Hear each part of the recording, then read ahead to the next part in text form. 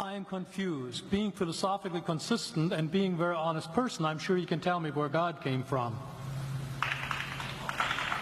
And in addition, once you've told me where God comes from, please try to clarify how you can figure that a spiritual force can have an impact on a material universe to create it.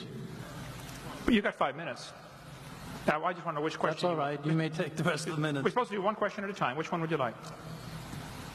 That was part of the format for the debate. So which question? I want you to fill in the story of the rest of the beginning of the universe. God, spiritual matter, impact on material matter. Okay.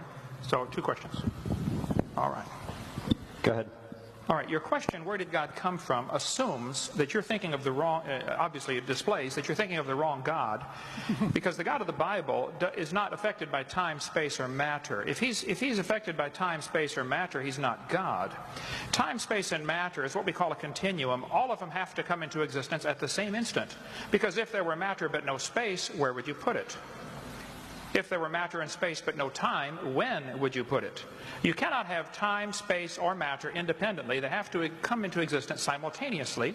The Bible answers that in 10 words. In the beginning, there's time.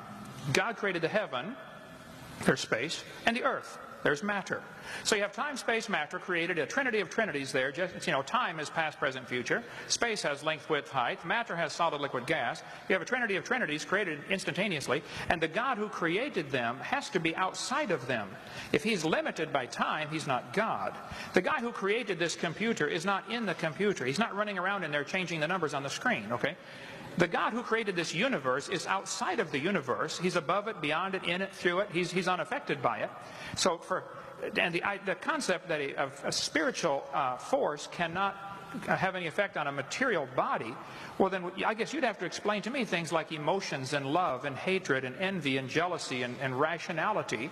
I mean, if your brain is just a random collection of chemicals that formed by chance over billions of years, how on earth can you trust your own reasoning processes and the thoughts that you think?